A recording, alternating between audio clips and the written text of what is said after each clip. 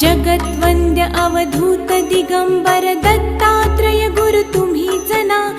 अनन्य भावे शरणागत मी भव भयवारण तुम्हीच ना। कार्तवीर्य यदु परशुराम हि प्रबोधिले गुरु तुम्हीच ना।